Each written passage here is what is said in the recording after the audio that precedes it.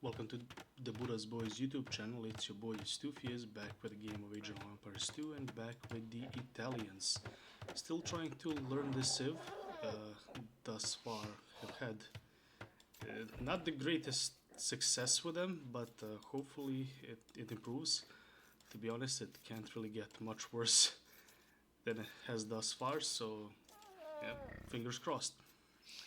Playing against the Magyars, which are my bogey team in ranked. Prior to this game, I played them a total of 5 times in ranked and lost all 5.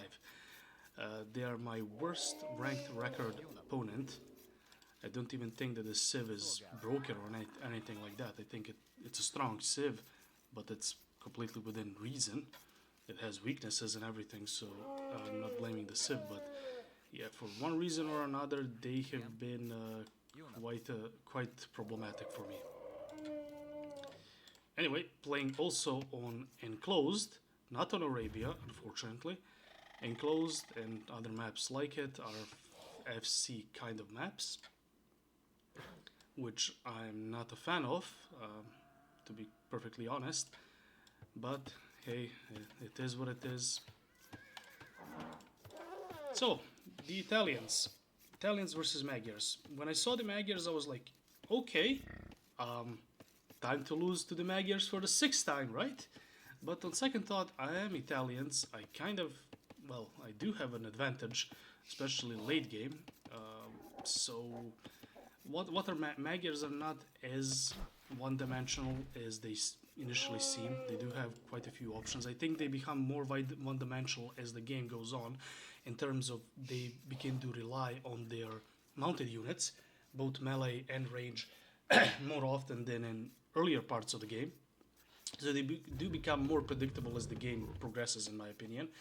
And what do the Italians have? The Italians have the Genoese crossbowmen, which shreds all mounted units. So in theory, exclusively in theory, in late game I should have an advantage with that single one unit. The only thing that kind of worries me, and if it comes to that, is that his siege, primarily the mangonels, the onagers, and all of that, would be my primary concern in a situation like that. But with Italians, you do have a few options to deal with them. You obviously have bombard cannons, you have monks with redemption, and block printing, I believe. So you do have options. You shouldn't be that worried. So I definitely think there's a Civ advantage for me. But considering my 0-5 record against the Italians, that advantage might be debatable. But anyway, playing on Enclosed. Apart from the matchup, I was thinking about Enclosed as a map.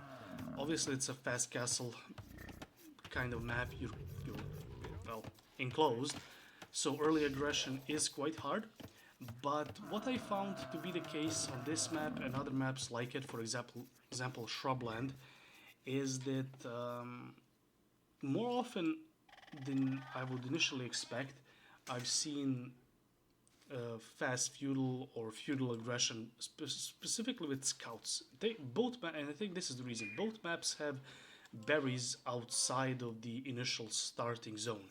So they're quite far away from the TC, they're not protected, there are no big wood lines here, and you kind of need the berries, or the mill, berries and the mill, to advance to the second age, because you need the secondary building, apart from the lumber camp. So the game forces you to march out of the initial safety on the enclosed area, and to actually go outside and expand, which goes in hand for the player who's going for a feudal aggression, because these villages that are outside, whether it be on the gold or on the berries, are easy picking compared to the ones that are right in the vicinity of the TC.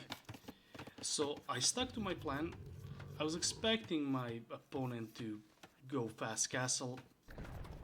There's a map for it, but I decided to go for a fast feudal, specifically to get him off of berries. So when it comes to this villager, he obviously just built a mill and nothing else. I decided to wall him in. I lost enough villagers to feudal age Magyar scouts, because they get the forging upgrade for free as soon as they hit feudal. So I walled them in. Don't worry, eventually he's going to die. Spoilers, but I had the best intention of keeping him alive. And I'm going for my standard, completely standard approach that I practice for Arabia. That's 17 villagers plus the scout, so 18 pop uptime with immediate archery range, 4 on gold, and I start producing archers. My initial plan was to get him off of berries in early feudal and to gain an advantage like that.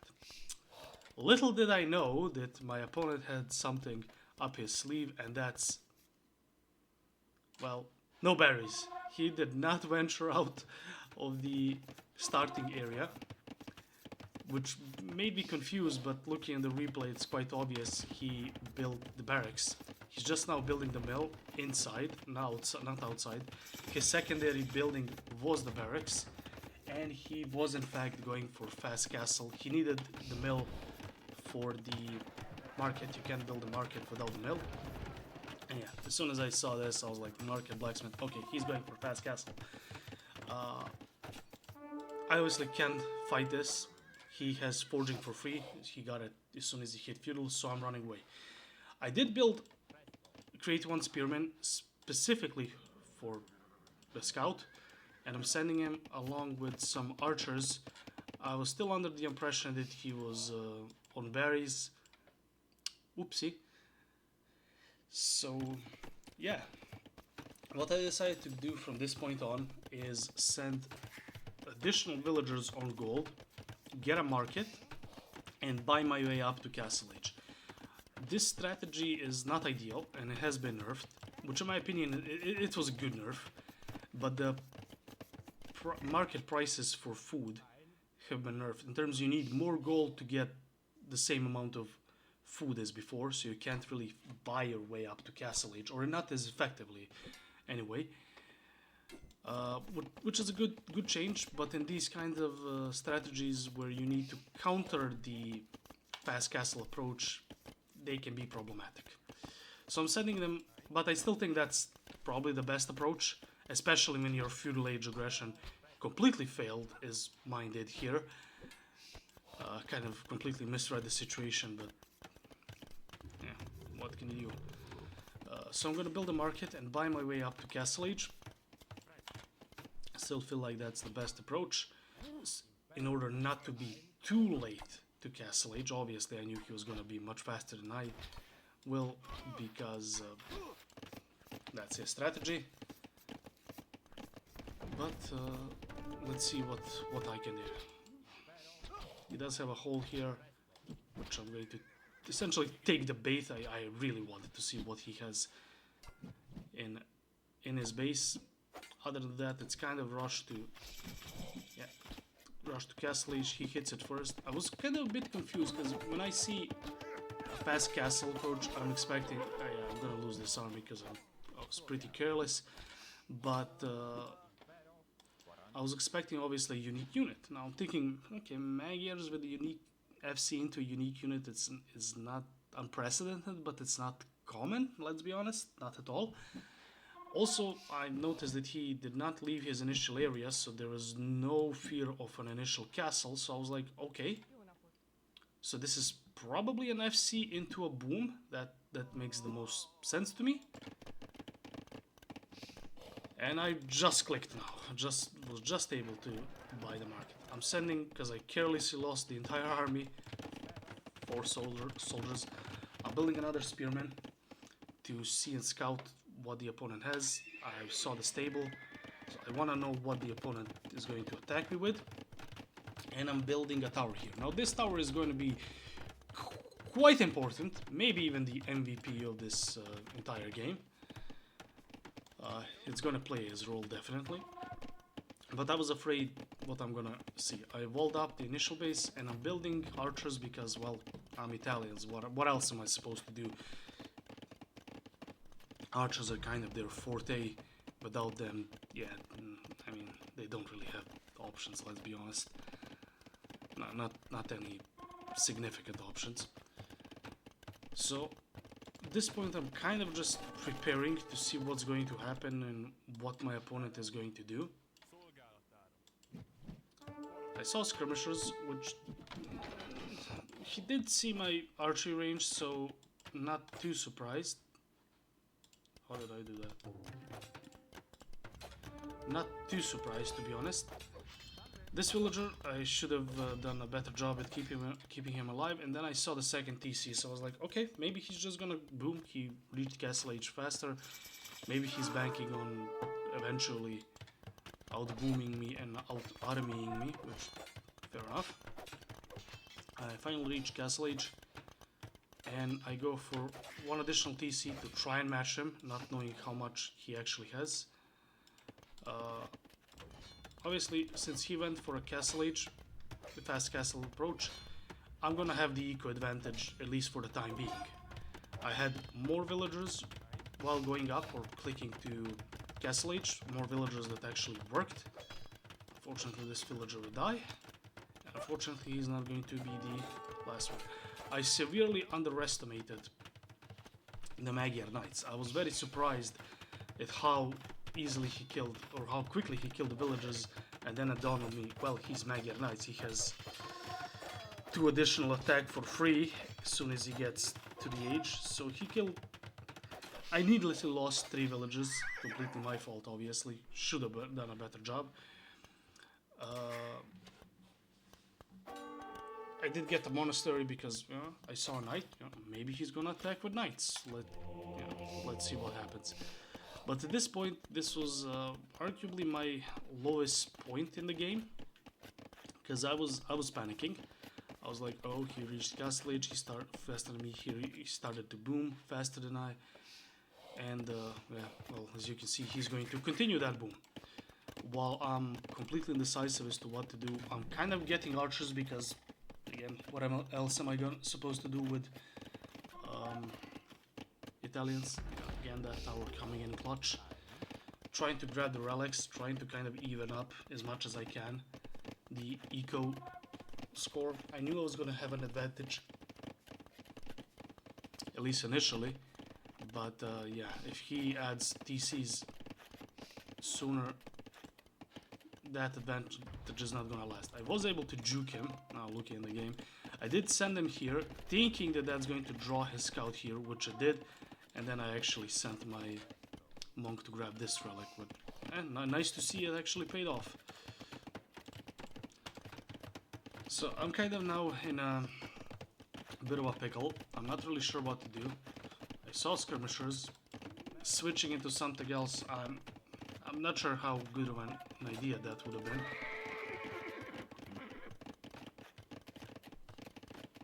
Archers are still kind of the best, well, not kind of, are the best unit that I have as Italians. And I'm thinking, well, he's fast castle, if he's obviously didn't go for stone and a castle and a unique unit, he's booming, I'm behind the boom, I should probably attack to, like, even up the score and have a chance late game. So I decided to send my archers, which still not even crossbowmen, and a monk in case of I see a knight. I sent them forward to try and do something. I was thinking maybe if I'm sneaky and I might kill a few villagers here and there. Would be nice, but we'll see. And yeah, as I said, I was quite indecisive. I was like, oh wait, I don't even have botkin and crossbow, let me go back. And then based on that scout, or well, spearman scout, saw the elite skirmishers, I was like, okay, I can't deal that with my archers, I don't want to tech switch into something. Don't really have the eco for it, nor the civ, I would say. Let's just send one villager, not sure why I sent 2, but the plan was to send 1, to build a forward siege workshop for mangonels, so I can defeat the elite skirmishers, and well, that backfired.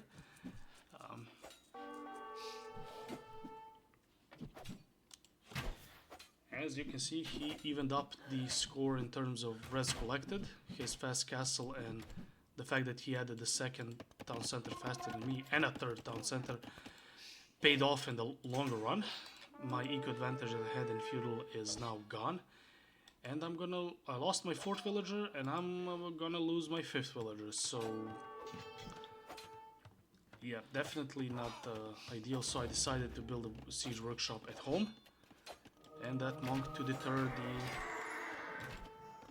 the knight. I got 2 relics, and I think I'm gonna get 1 more eventually. But yeah, the siege workshop was originally for the mangonel, but I'm like, let's see how it goes. I mean, I do have 1 extra pierce armor, not expecting to win against skirmishers, but he didn't have that many. Maybe he switched into something else, so let's see. And he's Magyars, so switching into knights or some kind of mounted units is very real reality, so to say. So I decided, you know, let's put some pressure. I feel like I'm behind economically. I quote unquote need to put pressure to even up the score to have a chance. So let's see how that goes. But obviously I knew he killed a few of my villagers and disrupted my eco a bit and got to castle before me and started the boom. So I was expecting to be behind economically. So I was like, okay, I need to do some damage. And crossbows are here, monks are here for the knights. Sadly, no mangonel. That was definitely a mistake. I mean, I was trying to get it, but I guess I emphasized something else with the resources. I did not do a proper job at scouting the rest of his base. As you can see, he actually has 5 TCs, which I did not expect, to be honest. I expected 3. 5 is, yeah, a lot. So I really just wanted to push his main base, knowing that, you know, he doesn't have resources there, but it's still his main base. It's kind of a psychological thing. And also he has to have farms and woodcutters there as well. So going into the bases, I mean, it's definitely doing damage.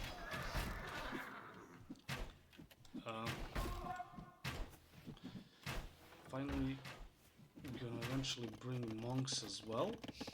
I'm getting sanctity because I think I lost a few monks. Yeah, it was about this time I figured out he had ballistics. I'm not sure it was here or a bit prior, but I was trying to micro a monk against his skirmishers because I noticed he was targeting them. And I noticed he had ballistics, and I was like, oh, yeah, I'm Italians, I have cheaper ballistics, I should probably get a university. And then I just didn't get ballistics. Yeah, as soon as I saw the mangonel, I was like, oh, okay, that's not something I can fight for this army, not convincingly. Well, I sent all of these villagers from somewhere. I wanted to castle job this area, but I decided for a kind of like a land securing castle. It doesn't really protect much apart from the just being a blockade in the middle area. This was a bit of a dodgy fight on my end. I was somewhat afraid that he has enough army that he's going to be able to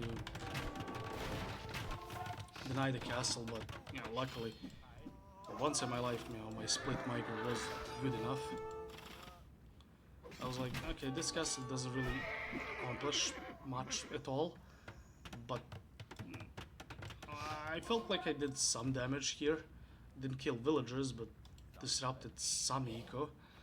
And now we get to the part of the game where I feel it's one of my, well, definitely one of my weakest points, and that's transitioning into Imperial.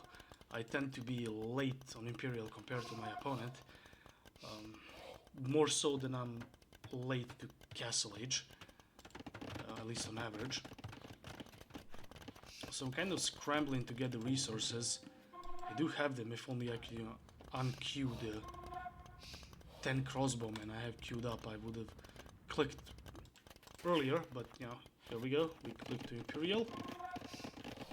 I was a bit surprised that he got to Imperial before me because I'm Italian, I should get before most civs, I would say, because of the cheaper age up.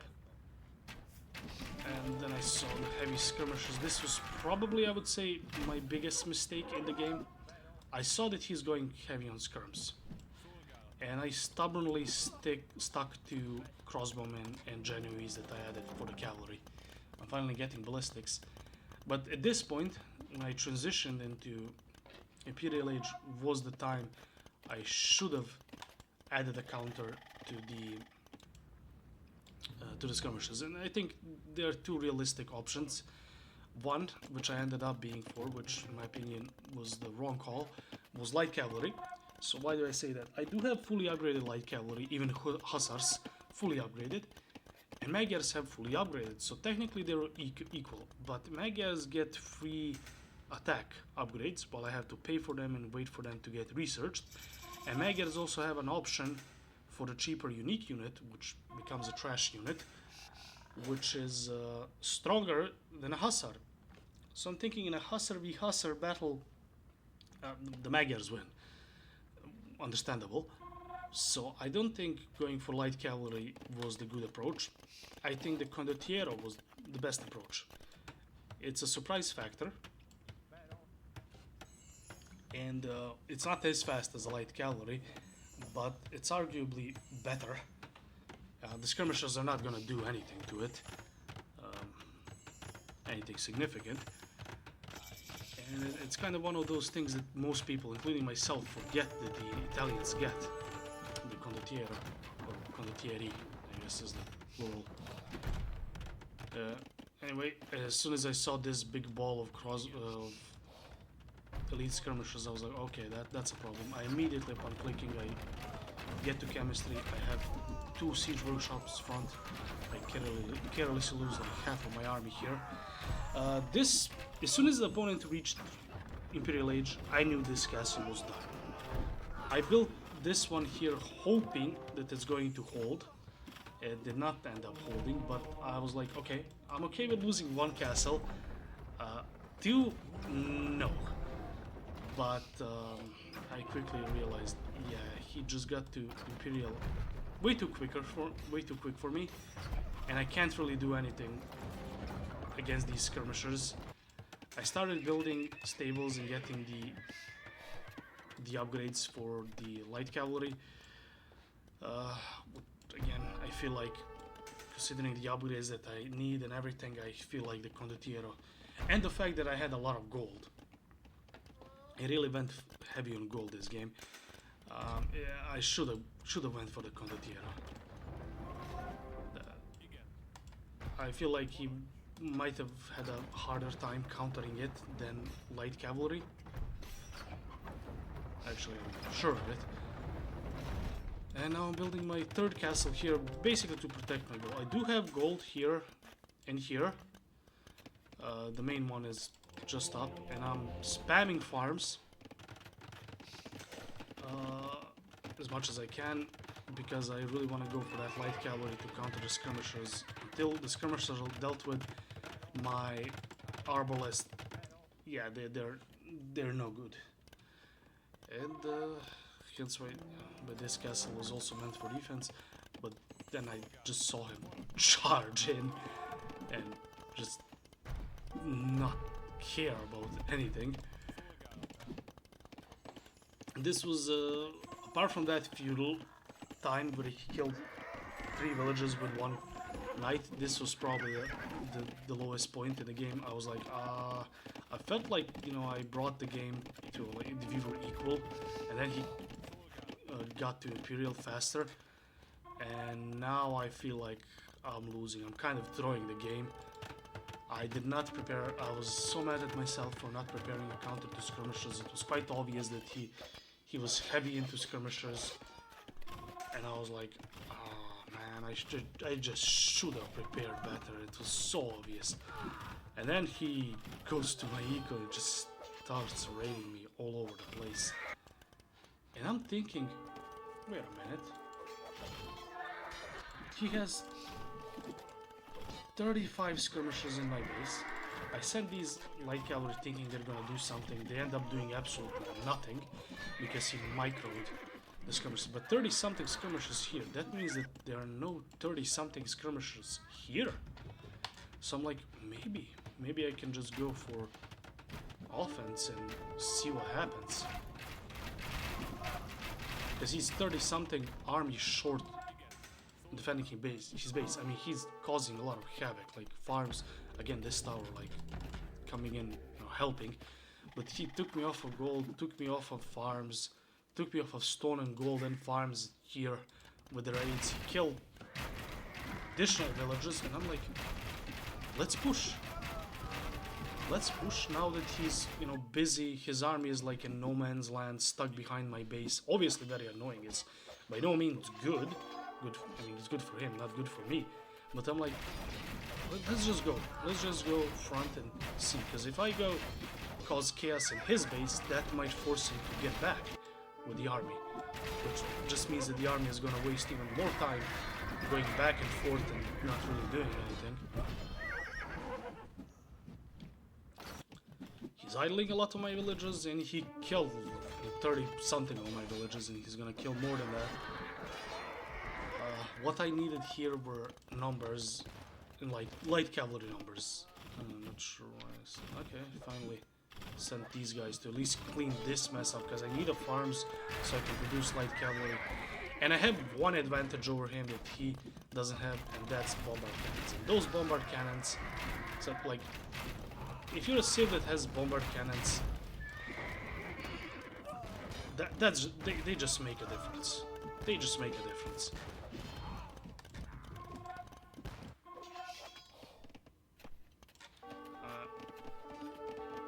Trying to replenish. I had to put this castle here basically to protect the gold for the most part, and to combat his constant raiding here. I ended up not doing anything with these two stables. I was like, I have to protect this part of this is the main part of my eco and my base at this point. 3 relics and all that. I just want to get the mass of light cavalry the point where I can defeat the skirmishers that he has. He still has 16 skirms here, scouts coming in here, which means he split his forces. He is idling my eco. He's killing my villages and all of that. It's definitely causing a havoc, which will force me another defensive castle to protect my farms and my stone and all of that. But I'm like, okay, I finally have a decent army. I have 4 traps and 8 bombard cannons. Like, there's no defense in this game that can withstand that. I only need to protect it. And I'm like, okay, I have to attack. Well, he has 10 here, 16 here, 2 here. He has 30-40 troops less than me here because they're spread across the map. He is going to end up killing a few of the bomber cannons with his. Lucky him. But yeah, with the bomber cannons, the skirmishers, especially when they're bunched up here, do not represent as big of a problem. But I tried to focus his traps with my bombard cannons. The tech advantage that I have is something I really need to use. And yeah, now his light cavalry, as good as they are, they can't really compete with the arbalesters. I'm spamming more farms here because I really want that light cavalry. I'm okay with having just one big ball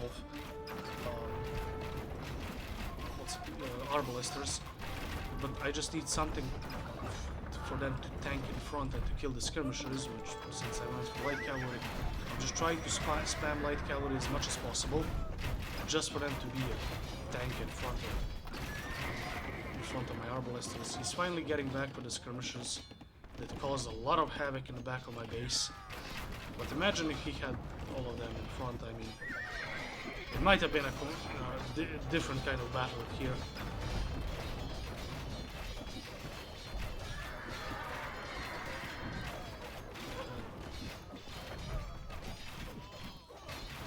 Yeah, the bombers cannons, like his skirmishers, are not as effective. I say that as soon as my bomber can start dying to the skirmishers,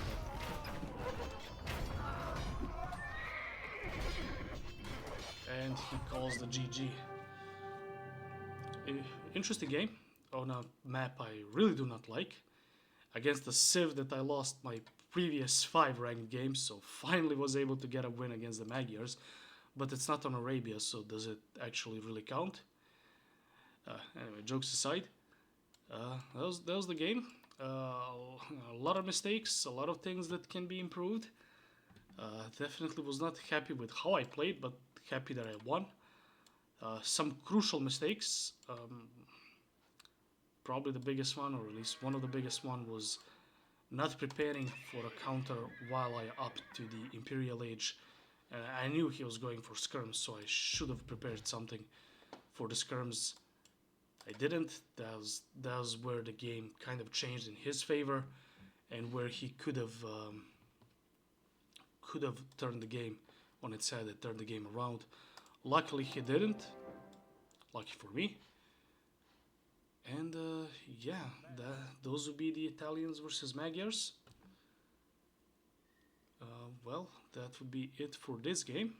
Hopefully more to come soon, and hopefully on Arabia, and hopefully leave some comments as to what I could have done, should have done better. There are obviously a lot of mistakes here. By no means a perfect game, by no means. But yeah, let me know if I missed any of the mistakes, and I'll catch you next time.